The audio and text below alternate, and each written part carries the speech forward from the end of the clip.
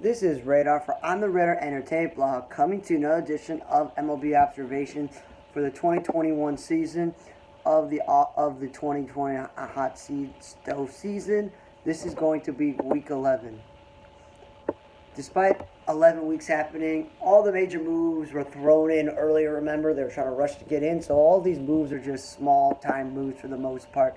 Coaches, other things. So the White Sox re-signed former Pirates relief pitcher Kyle Crick. He has a good chance of making the team because the Sox need bullpen depth. Ryder Jones also signed a minor league deal, but being a guy who plays the two spots, the Sox have Abreu and Makata. Yeah, he's not going to really make this team unless injuries happen. Happy trails to Marlins announcer Dave Van Orn, who also broadcasted for the Expos. He announced his retirement from broadcasting. Dodgers re-signed Jeffrey Ramirez to a minor league deal, again, rotational depth. Tigers re-signed Ricardo Pinto to a minor league deal. I guess, again, rotational depth, and the Braves re-signed Ryan Goins. Both Ramirez and Pinto may pitch in the bullpen because everybody needs pitching. The Braves will only use Goins if they get injuries in the infield. Drew Jackson and Christian Betancourt, they signed minor deal DAs. Christian Betancourt is a catcher who they've asked to pitch and play the outfield, so he can play anywhere. So that's interesting, the A's did that. And Anibal Sanchez, who didn't pitch the last year or two, goes, you know what, I could still pitch. And I think back in the day, when you valued starting pitchers who would pitch 200 innings at the back of the rotation and have it under 5 ERA, like in the 3.5 to 4, that's what a lot of teams could definitely use that guy in the back of the rotation. So a little confusing here. There's a Taiwan baseball league, but it also involves China. Both William Rosario, the former Rockies catcher, and former Tigers infielder Ryan Rodriguez have gone over there. Let's see where they can get it. Bert Smith has gone to Japan. Again, relief pitchers at marginal has to go there. And the Red Sox signed Taylor Cole to a minor league deal.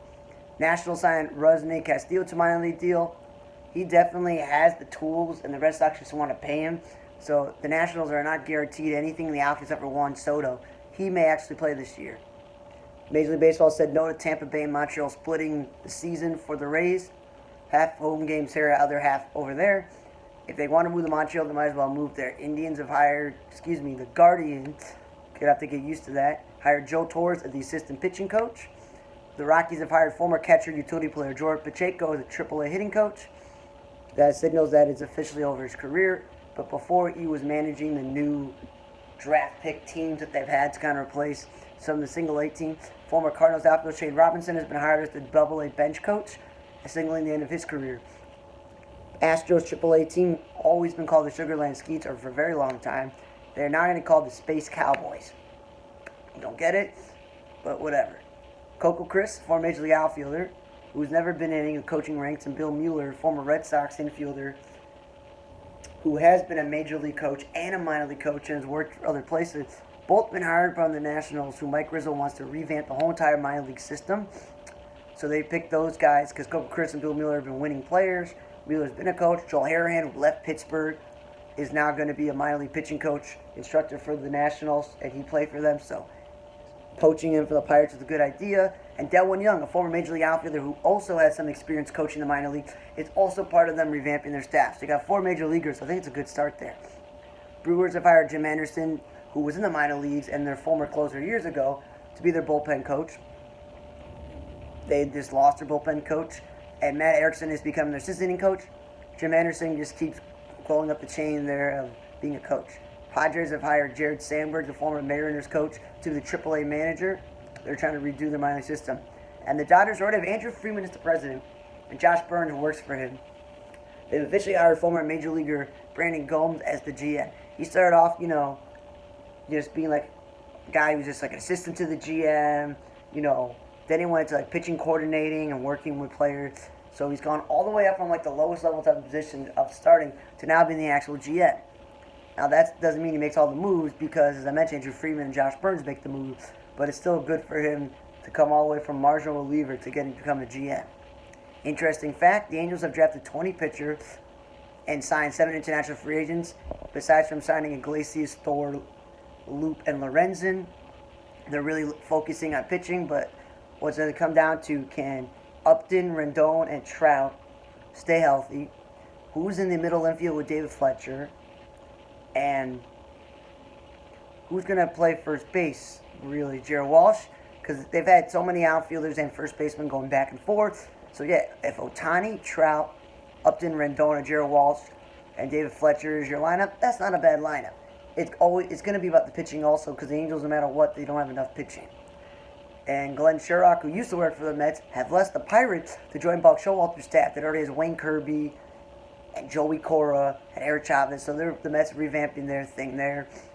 And the Atlantic League has decided to scrap robot umpires and make the mound distance back to the way it is, because it just seemed like it wasn't making that much of a difference as well.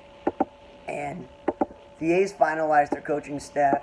So before, we already talked about Brad Ausmus joining them, and Darren Bush, who was the hitting coach last year, is now a third base coach.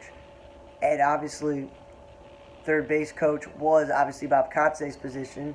So Tommy Everidge has been promoted to like the hitting instructor, and he gets to work with Chris Crone, whose kids also play Major League Baseball, like that. And then Eric Martins will become the first base coach, and Adultree will become the quality control coach. And Scott Emerson is still the pitching coach. Marcus Jansen is still going to be working the bullpen coach. And with the Mets, as I'm announcing all these things, Jeremy Hefner obviously was coming back. And I mentioned Wayne Kirby, Eric Chavez, Joey Cora, now Glenn Sherrock. They've announced that Jeremy Barnes will become the assistant hitting coach, and Chris Bronson will act as the bullpen coach. And in the baseball world, we lost Brian DeLunas, former Mariners coach, who also was the pitching coach for the Missouri Tigers. He passed away from kidney disease at the age of 46. Rest in peace to him. And Francisco Liriano announced his retirement from Major League Baseball. I still think that he could still pitch as a relief pitcher, because he went from being the stud pitcher with the Twins, making the All-Star team, having these injuries and coming back and winning Comeback Player of the Year for them, and when he was on the Pirates, where he turned around as a starter after all those injuries, pitched a no-hitter when he was with the Twins, and he won a World Series with the Astros as a reliever. But by that point, when he's with the Blue Jays and the Astros and the Tigers and the Pirates again, is as relief pitcher. And it's a pretty good career to finish with 1,800 strikeouts, be an all-star, be a champion, be a comeback player of the year, and pitch a no-hitter.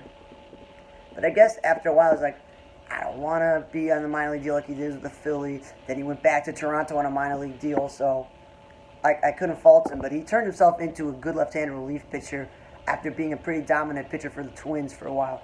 I remember him pitching for the White Sox, and that was that infamous trade the White Sox made where they're like, you know what? We're going to trade Eduardo Escobar for him. And guess what? Eduardo Escobar became a great player for the Twins, and Liriano barely stayed with the White Sox, and that's where he wasn't really that good. And that's how he became Comeback Player of the Year to turn around with the Pirates. Thanks for listening to another edition of MLB Observations, Week 11 for the Hot Stove edition of this 2021 off season. I'm Radar from the Red Table Blog. See you guys next time.